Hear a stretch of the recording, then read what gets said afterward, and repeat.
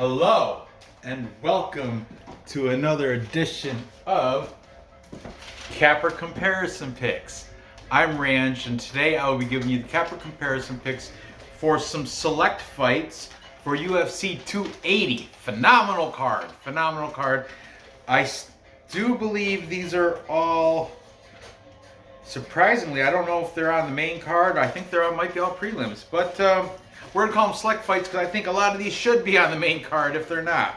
So anyway, let's get on with this. Be sure to check out the video I did Monday where I went over 3 of the earlier prelim fights. Be sure to check that out. And without further ado, let's get into this. Starting off with the light heavyweight fight between time check. Volkan Oezdemir taking on the minor Nikita Krylov. Man, this is a good matchup. Fantastic. There's so many good matchups on this card. I can't get over it. But anyway, as it stands right now, Nikita Krylov is a favorite at -171. I got these lines off of Bet Online. And Volkan Oezdemir comes back at a +146. It's going to be interesting. So we'll start off with the favorite, as I usually do, in Nikita Krylov. He is 30 years old. That's 3 years younger than Volkan Oezdemir. No time. And Nikita Krylov is training out of, well, this is the thing. He was out of the Fight Masters in Donetsk, Ukraine, but ever since the whole conflict with Russia, he has since switched his camp. Now he's training out of London, England. I don't know exactly which camp he's training out of there, but definitely I saw on Instagram he had a post and he was training and it just said London, England, so I know he was getting it done in there at least until up to his last camp in preparation for this. Okay, Nikita Krylov is coming off a nice win against Alexander Gustafsson, who I had picked Gustafsson because he was, he used to be the man. Back then, he used to be the man. What happened to you? But Nikita Krylov showed he is no longer the man, taking him out. TKO round 1, good on him. Prior to that, he lost to Paul Craig by triangle in round 1, but he fell for the trap. He thought, hey, Paul Craig invited me to party on the ground. Let's party on the ground. You don't party on the ground with Paul Craig. You try to avoid that. That's what Oezdemir did, and he avoided that. He did not go to the ground, and he ended up beating Paul Craig. That's a common opponent, and that was actually Volkan Ozdemir's last fight. He won by unanimous decision. But back to Krylov. Before Paul Craig, he lost to Makhmud contender. I think he's on his way to possibly becoming light heavyweight champion one day, so no shame in that. Prior to that, he beat Johnny Walker by unanimous decision, and prior to that, he lost to Glover Teixeira. That was by split decision. Was that was a loss? I think, yeah, I guess that's what I wrote down. Interesting. But anyway, his last 5 up against all well-known fighters. Some wins and losses mixed in there. Nikita Krylov, 28-9, close to double-digit losses. Keep that in mind. His opponent, the underdog, coming in, Volkan Oezdemir. No time. Had that win against Paul Craig where he did avoid going to the ground, but it was an unimpressive win if you ask me. It was kind of like spent the whole fight just avoiding the ground. If I recall correctly, and he did manage to get more strikes, and I think he got a couple takedowns himself, but then he popped back up, or I can't quite remember exactly, but I know I wasn't very impressed, and also I had money on Paul Craig, so I was less impressed with Paul Craig. He shit the bed for me. But anyway, Oezdemir came out on top with that by unanimous decision. Before that, he also lost to another common opponent, Makhmud. Both these guys lost to him by way of unanimous decision. Prior to that, he lost to Jiri Prochazka, overhand right in round 2. Jury, champ, can't take anything from that. He beat Alexander Rakic before that by split decision. That's a pretty good win. And prior to that, he beat Ilir Latifi from left hooks round 2. So Volkan is 3-2 in his last 5. Here's the thing, though. Maybe an edge, I would say. He's training at an All-Stars gym in Sweden. He is a Swiss fighter. He's training with Mataj Penas. I think that's another Swiss guy out of the All-Star gym. All-Stars is where, Kamzat trains. So I don't know if they're training together. I didn't see any indication of that in Instagram, but Instagram doesn't display everything, so you don't know. I know he's definitely on Instagram, definitely has some photos with the Muay Thai coach out of All-Stars gym. His name is Bang Chalong. He's a world-renowned Muay Thai coach, known for his striking. Anyway, let's see what the cappers have to say in this interesting fight between Volkan No Time Oezdemir and the minor Nikita Krylov. Starting with the side of Nikita Krylov, we've got Cody from Blood Money. And Cody, coincidentally, tonight he is going to be, him and Johnny K do the Wednesday night live stream. And tonight they are set for 7 o'clock. And I think it's on Johnny K Picks channel.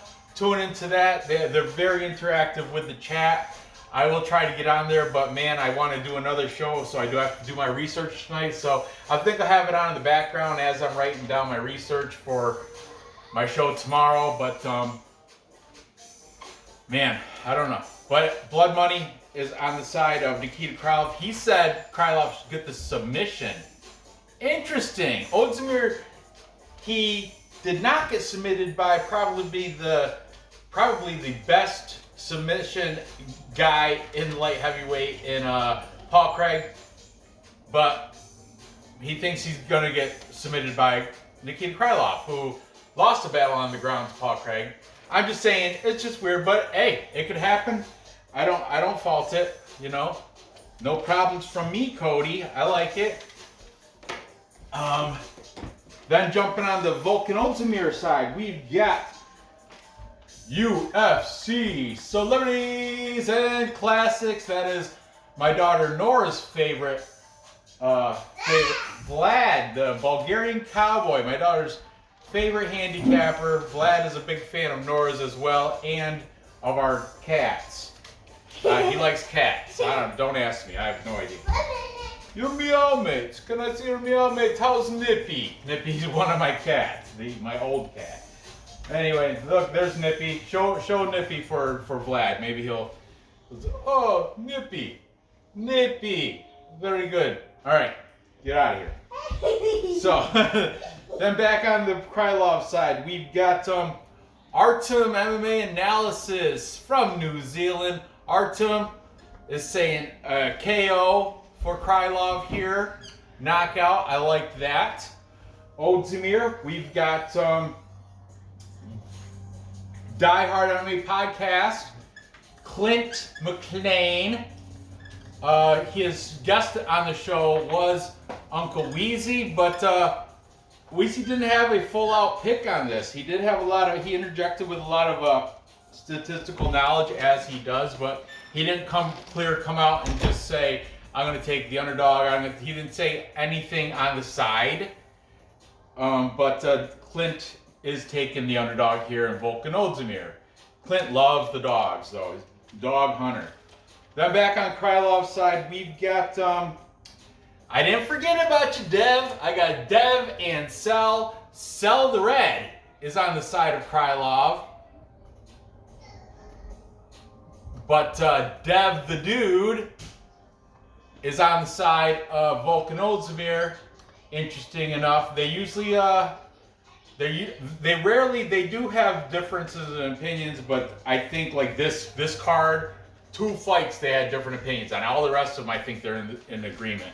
But anyway, Dev is also saying I'm subject to change. The thing is, Dev and Cell, they do their their predictions a week or two in advance. They're like the earliest people to put their shit out there, which is impressive, if you ask me. I like that, Dev.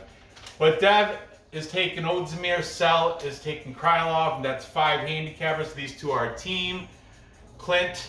So we got 3 taking Oezdemir and 3 guys taking Krylov. It's a tie. I guess it's up to me and who I think is gonna come out on top of this. And I'll tell you what, if you guys couldn't notice by my tone and my language, I was more impressed in Krylov's win against Alexander Gustafsson, taking my money, more so than Volkan Oezdemir's win over Paul Craig, also taking my money as well. But I like Krylov to get it done here. I think Oezdemir, like I said, didn't impress me.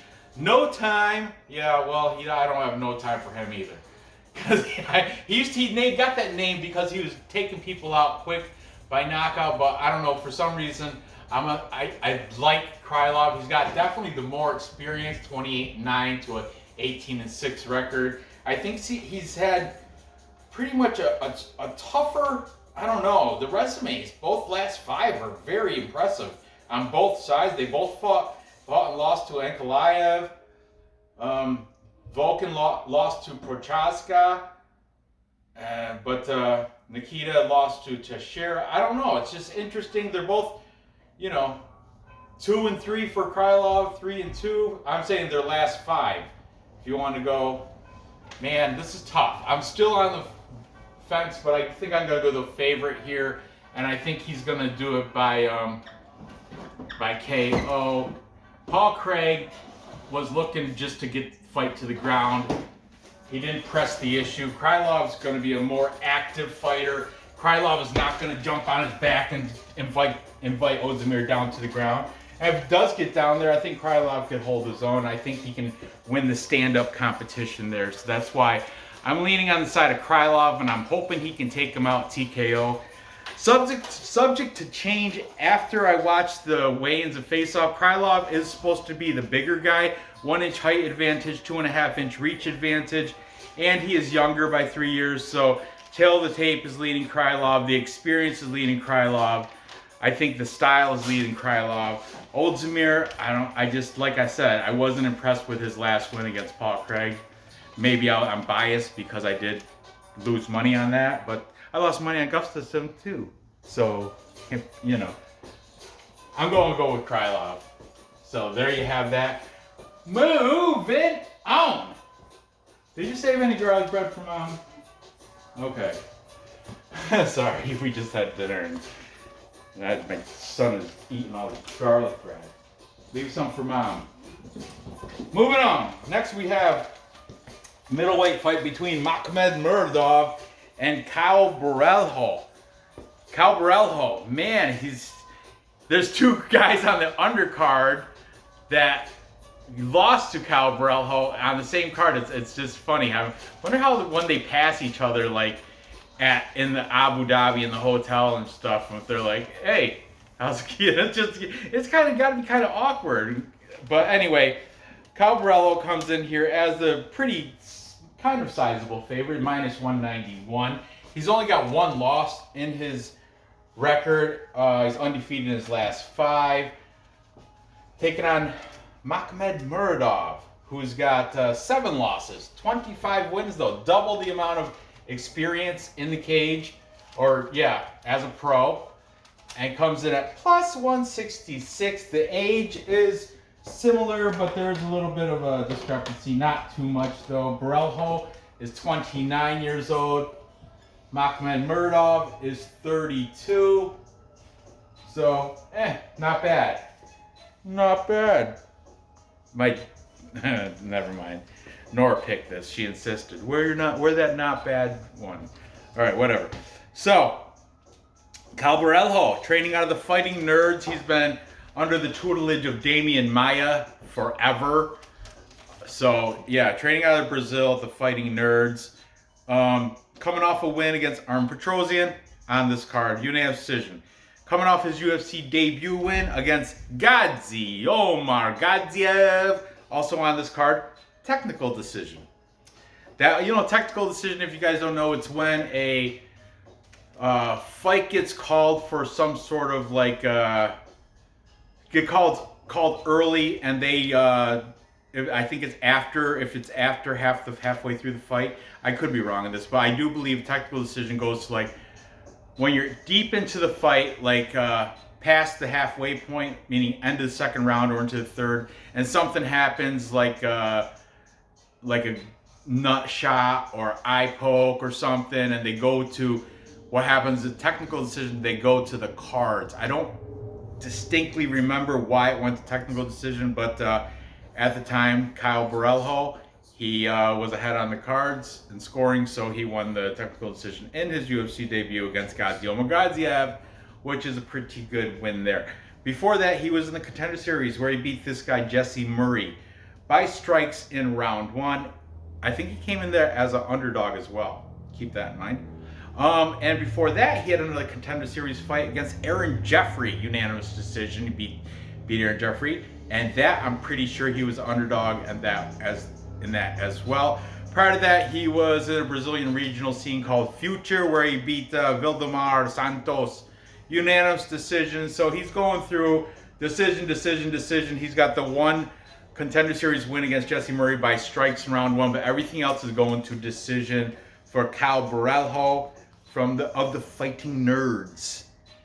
Very good BJJ though, like the tutelage of Damian Maia. I mean, Damian Maia, when you think Damian Maia and fight styles, you think BJJ, right? He's taking on Makhmud Muradov. Fighting out of Ankos MMA, that is over in Poland. He's an Uzbekistani by birth. I think Uzbekistan was where he was born, but now he's training over in Poland. On Instagram, it shows him surrounded by a bunch of Polish monsters. Among them is Michael Oleksiejczuk. So that's a pretty good UFC fighter there. Makhmud Muradov is coming off a loss to GM3 by rear naked choke in round 2, but the legend Gerald Meerschaert, he has that in his back pocket, and if you slip, he catches you. He'll put that in there. Just, he's good with that rear naked choke. He's fast with it. He got caught because up to that point, Makhmud Muradov was tearing through people. He beat Andrew Dirty Sanchez by a flying knee to punches in round 3. Fantastic win there. Before that, he beat Trevor Smith overhand right, round 3. Before that, he beat Alessio Di Chirico in his UFC debut by unanimous decision.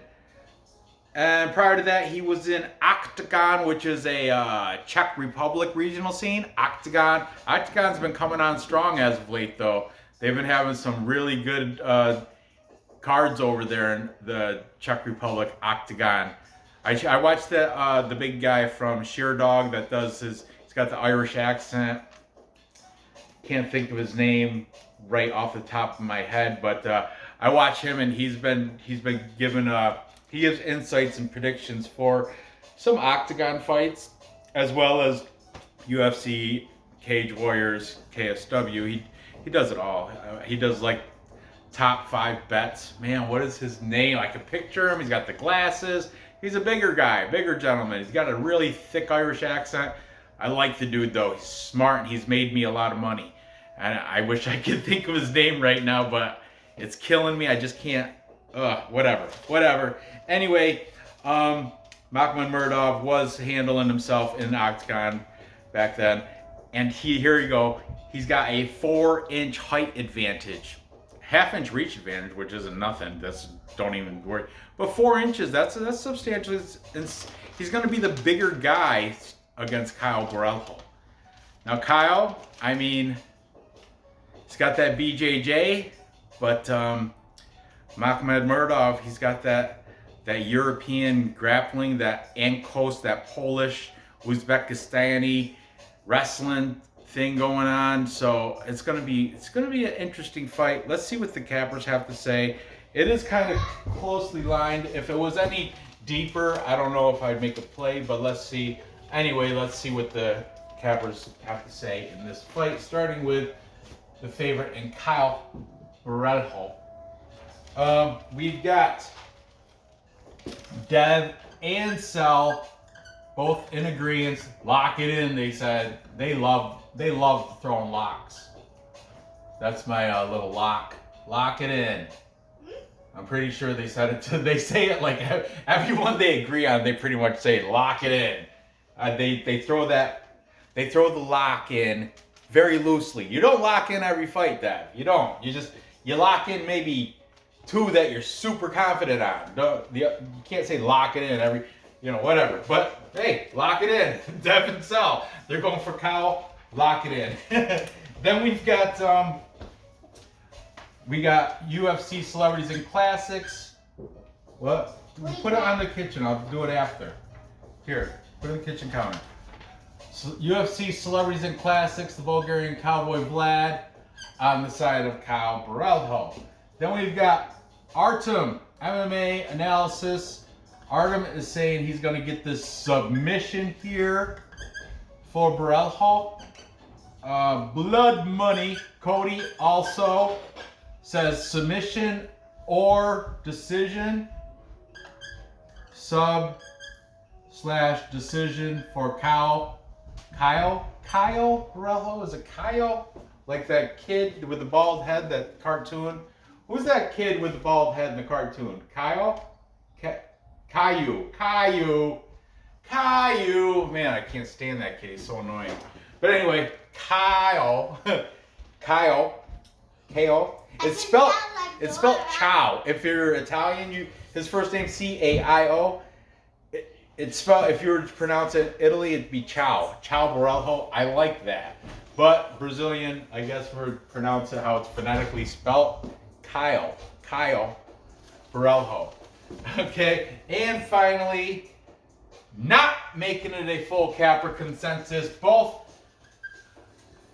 Oh, this one's big. Die Hard. MMA podcast, and it's both Clint and Wheezy are both on the side of the underdog here, Makhmud Muradov, to get it done. I love it. I like when you guys are going against the grain, going against the popular opinion, and they're taking Makhmud Muradov. Man, they almost convinced me to flip, but as soon as I saw this fight, my head already said Borralho. So I'm gonna stick with that.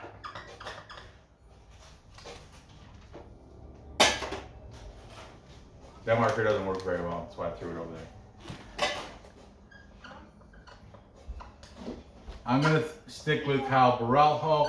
I think he does have the better jiu-jitsu. Training with Damian Maia for all those years, the Fighting Nerds, which is like a jiu-jitsu type camp. Muradov does have that European grappling, wrestling, and striking on the feet. I think Muradov may edge Caio out, but I think Caio's going to find the way to the ground. I don't know if he's going to submit him. I don't know. Gerald Meerschaert did, though. So, you know what? Maybe he's on. Maybe. And Artem and Cody are both saying by submission. I think I'm with Cody. It's like submission or decision for Borralho, but I'll live a little. I'll say submission. Maybe we find that if GM3 can get that rear naked choke, Caio Borralho should be able to as well. I think GM3's submission grappling and BJJ is on point, top notch. When are you going to take your coat off? Why don't you take your coat off, stay a while. You only live here. You're cold. I already turned up the heat. Anyway. It's not over the limit. Moving on. Next we have, what a sensational fight. Belal Muhammad, remember the name? Taking on Sean Brady from Renzo Gracie, Philly. Undefeated Sean Brady. This is such a good fight right here, man. And I'm a huge Sean Brady fan, but man, I don't know. I am torn on my decision here. Let's break it down, starting with the favorite, Sean Brady. Sean Brady, training, 29 years old. training out of Renzo Gracie, Philly, as I already mentioned. Is going to be the younger fighter here. Belal Muhammad is 34. That's, see, edging the peak. Like he's already at his peak of his, you know, what's that called? The range there when you're the best. Your prime. He's at his prime already. But he's starting to, after 34, when you hit 35, your body, it starts your decline. It just, I mean, some people can resist the decline, but it's 170 pounds. I mean, you can still go right up through until 40s. I mean, look at Rafael Sunsao last week. Shows right there. Was he 40, 42 or something? I don't know. But anyway, Belal Muhammad will be the older fighter here, taking on Brady. Brady has a half-inch reach advantage, which is nothing. Belal Muhammad has a 1-inch height advantage, which is really nothing as well. Sean Brady, coming off a win against Michael Chiesa. A lot of people are kind of fading him because of that win. Was not impressive. Chiesa did manage to be a better striker on the feet despite Sean Brady winning. I think toward the end there, he was almost gonna take him out, like ground and pound. Started looking, I think another, if it was a 5-round fight, I don't know, man. I don't know. So a lot of people are taking that as a negative win. Like he won, but they're taking it in a negative aspect. They're looking at it as a negative. You know, it's not a very good looking win. Before that, he beat Jake Matthews by an arm triangle in round 3. Prior to that, he beat Christian Aguilera, guillotine choke, round 2. Sean Brady's, his grappling is on point. Before that, he beat Ismail Nordiev, unanimous decision. And prior to that, he had his UFC debut against Court McGee, where he also beat him by unanimous decision. Let me tell you, he's been, I checked out his Instagram. He's been training with, this is who he brought over to Abu Dhabi with him. So I'm assuming he's been working with them. There's Jonathan Webb, Coach Daniel Gracie, Cody Hamra, and I know before, I don't think he brought him with him, but before leaving Renzo Gracie, he was training a lot with that up-and-coming prospect, Joe Pfeiffer. Joe Pfeiffer is a beast. Pfeiffer is a Pfeiffer? Yeah, Joe Pfeiffer. And Joe Pfeiffer is I was impressed with his debut. Anyway, Sean Brady married to the beautiful Kristen Green, very supportive. I did have a couple extra notes in here. Sean Brady does the submission grappling. He beat probably one of the best submission grapplers in the world in Craig Jones. You look up Craig Jones and he's phenomenal. Never loses. But Sean Brady beat him in a grappling contest. Craig Jones doesn't do MMA. All he does is BJJ grappling, submission grappling. That's it. And Sean Brady beat him. And I learned from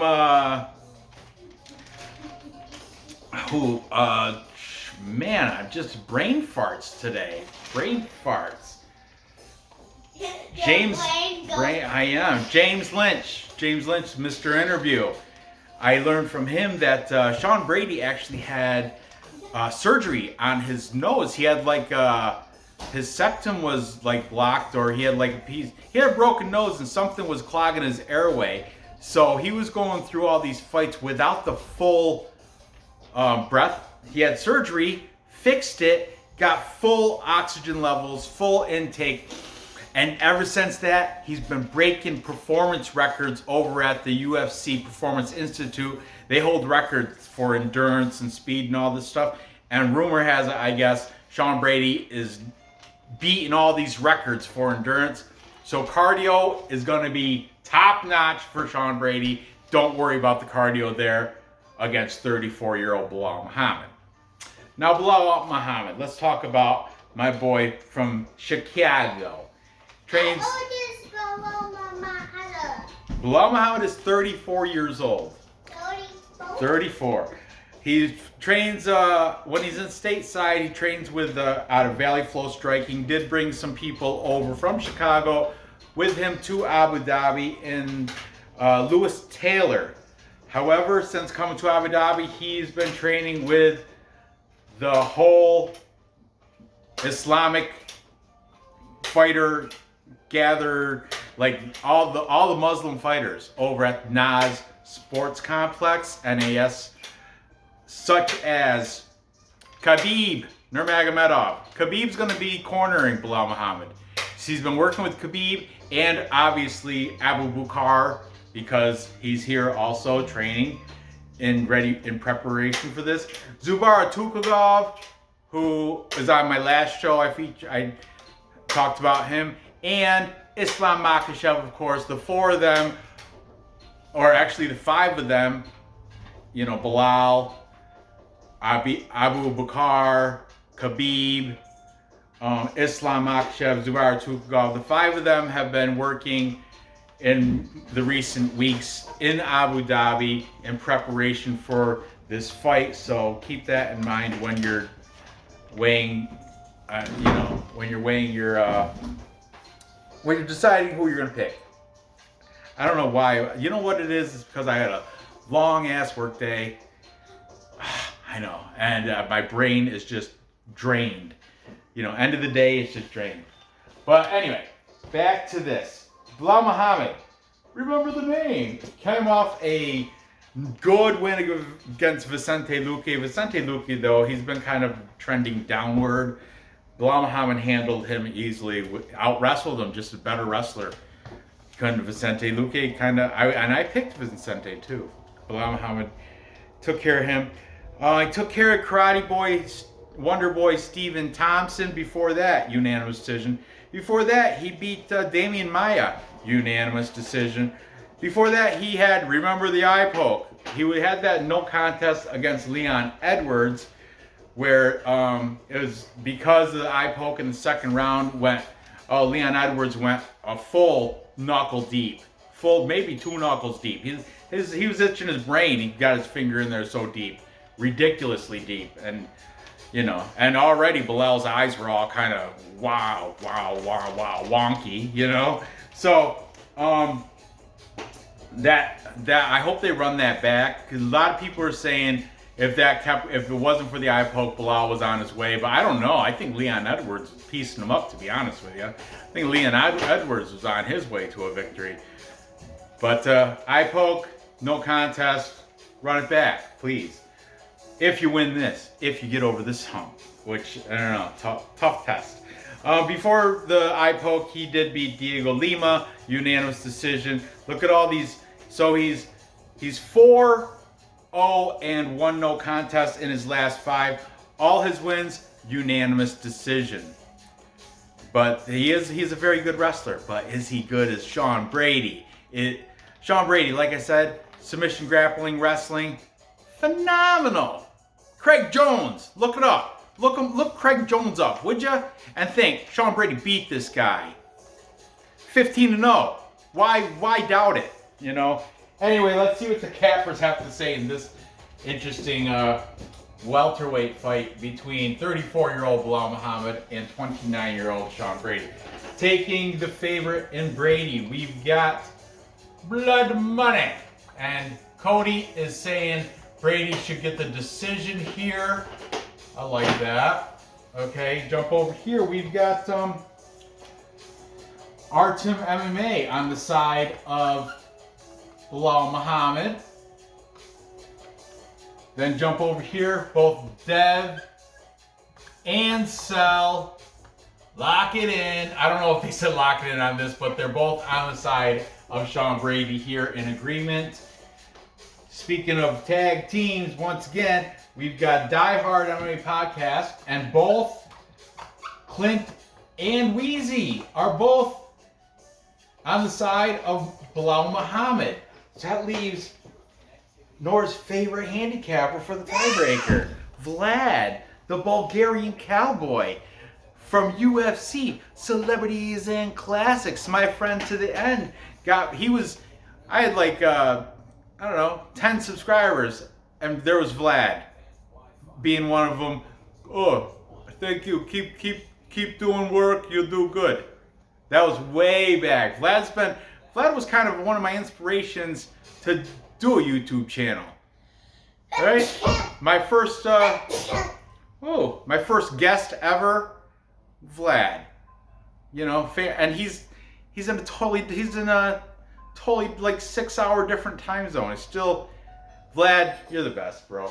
Anyway, his pick on this fight is, remember the name, Belal Muhammad, UFC, Celebrities and Classics. I got Vlad's information off as members only. I kind of sneaked it because these are supposed to be free picks. But it was members only picks that I got from Vlad. But he will do, hopefully he did it today. He will do a show where he goes real quickly and through the entire card, and that's what link I'll put. There'll be a link in the description for all these cappers. Be sure to check them out, subscribe to them. They wouldn't be on my show if I didn't think they were good. So, Vlad edging out for Belal Muhammad over Sean Brady. But if you guys couldn't tell by the tone and inflection in my voice, I am going to go the way of Sean Brady, making him 16-0, keeping his undefeated record intact. I think Sean Brady, the difference here, I mean, I think Belal is actually kind of a slightly better striker. And wrestling, they're probably, like straight wrestling, they're probably neck and neck. And I don't know, maybe even Belal might even have a slight edge there. But the edge that Sean Brady has on grappling, submissions, and BJJ is a level higher than Belal Muhammad. And that's where I think Sean Brady's going to use that to his advantage. That Renzo Gracie Philly wrestling, grappling, or Renzo Gracie Philly jiu-jitsu and grappling is going to be the deciding factor here. I mean, Belal has been working with the Islamic forces, though, with Khabib, Makhmud, with all those guys. But still, I'm going to go with the undefeated Sean Brady. I'm too much of a fan. I can't go against Philly. I'm going to take him to get it done. And you know what? I think he might even... Oh, man. I'm going to say by decision.